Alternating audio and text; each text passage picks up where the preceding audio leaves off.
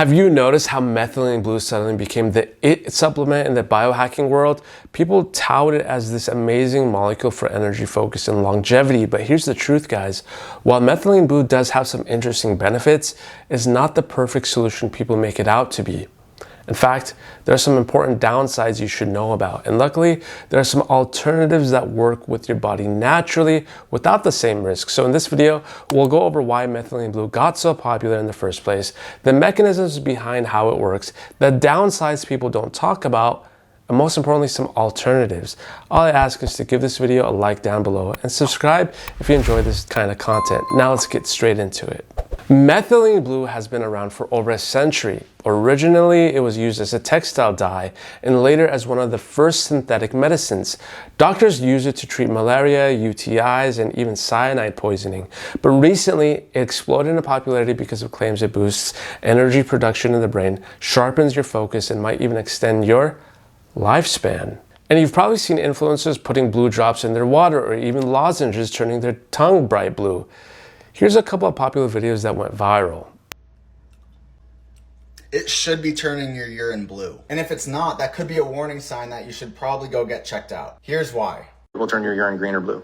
For how long? About 24 hours, depending. And that could be kind of fun. Yeah. Well, and a good caveat is if it doesn't, and I've had patients, then that's interesting to me as a clinician because it means that your mitochondria is not working well, right? The hype largely comes from methylene blue's role in mitochondrial function.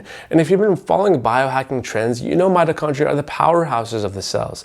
Everyone wants to hack their mitochondria for more energy and mental clarity. Here's where it gets interesting. Normally, mitochondria produce ATP, the body's energy currency, right? By shuttling electrons through the electron transport chain, but sometimes electrons leak out, creating reactive oxygen species, which cause oxidative stress and damage cells. Methylene blue acts as an alternative electron carrier. Think of your mitochondria like a busy highway where cars or electrons normally they flow smoothly from one exit to the next, generating energy as they go. But sometimes traffic jams happen and cars pile up. Methylene blue acts like a detour lane. It gives those electrons an alternate route to keep traffic moving, so your cells still get energy instead of gridlock.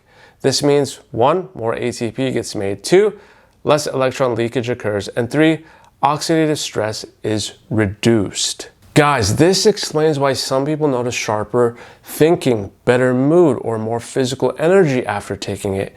And yes, these effects are real for some people. Not trying to discredit that.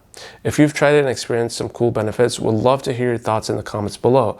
But how come not a lot of people talk about the big caveats is my thing. Let's get into what they are. Firstly, it's a synthetic dye, guys. We're literally talking about a chemical that stains your mouth and urine blue. At least in my opinion, that alone should tell you it's not naturally fit for the human body. It can even stain your brain blue at large doses as seen in this photo. Secondly, the safety concerns. Now here's where methylene blue gets a little tricky, guys. See, in hospitals, it's actually used in really high doses, sometimes 1 or 2 milligrams per kilogram of body weight to treat things like cyanide poisoning or a rare blood disorder called methemoglobinemia. In the biohacking world, people usually take much smaller amounts, maybe 0.5 milligram to 4 milligrams per kilo. But here's the problem, guys. The sweet spot is razor thin. Too little and you don't feel anything. Too much and methylene blue could actually flip, going from antioxidant to pro-oxidant, which means instead of protecting your cells, it starts stressing them out. On top of that, if you're on antidepressants or anything that affects serotonin, methylene blue can push your serotonin levels through the roof. That's called serotonin syndrome, and it can get ugly fast. Thirdly, there's limited long-term data. Most studies on methylene blue are either short-term or used in hospital settings, not as a daily supplement. We simply don't know the long-term effects of taking it casually for years. And fourthly, it masks, not fixes. The biggest issue is that methylene blue acts like a mitochondrial band-aid instead of solving why your mitochondria aren't producing energy efficiently, whether that's due to poor nutrition, toxins, or aging.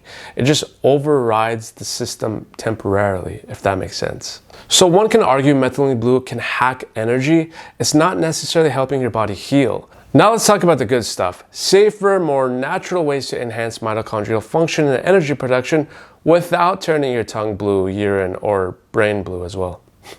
The first is CoQ10 at 100 to 300 milligrams daily for adults. It's a molecule your body naturally makes, and it plays almost the exact same role methylene blue does, shuttling electrons in the mitochondria. As we age, CoQ10 levels drop, leading to fatigue and brain fog. I like the ubiquinone version by Thorne because remember, most of the 30 plus years of CoQ10 research, including large clinical trials on heart failure, statin side effects, and migraine prevention, used ubiquinone. It not only improves energy, but also acts as a potent antioxidant. And unlike methylene blue, CoQ10 is actually biologically native to the body. It's literally built into your mitochondrial machinery.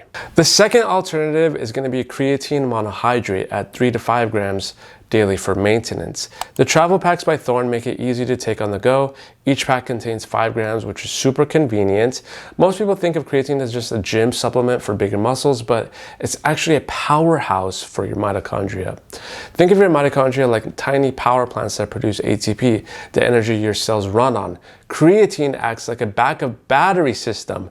It stores phosphate groups that can quickly recharge the ATP when your mitochondria are under high demand, whether that's in your brain or in your muscles.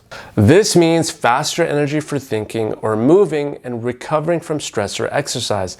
On top of that, creatine has neuroprotective effects, helps reduce mental fatigue, and even improves mood in some studies. The third alternative is alpha lipoic acid, or ALA, at 300 to 600 milligrams a day. I think of it as like a bodyguard for your mitochondria. While your cells are busy producing energy, they inevitably create reactive oxygen species, which are little sparks that can damage mitochondrial membranes and proteins over time. ALA swoops in to neutralize those sparks, but it doesn't just stop there. It also helps recycle other antioxidants like vitamin C, vitamin E, and glutathione, making your defense systems more effective. Plus, ALA improves how your cells handle glucose, so your mitochondria have a steadier, more efficient fuel supply of glucose. And lastly, the fourth alternative is NR, or nicotinamide riboside, anywhere from 250 to 500 milligrams a day. This study showed that within 4 hours, the brain's NAD levels increase after taking NR supplements. We talk a lot more about it in this video here, and the basis for it is because NR is a precursor to NAD+, which is a molecule that's absolutely critical for energy production in the mitochondria. When you take NR, it gets absorbed in your gut, enters your cells, and is converted into NAD+.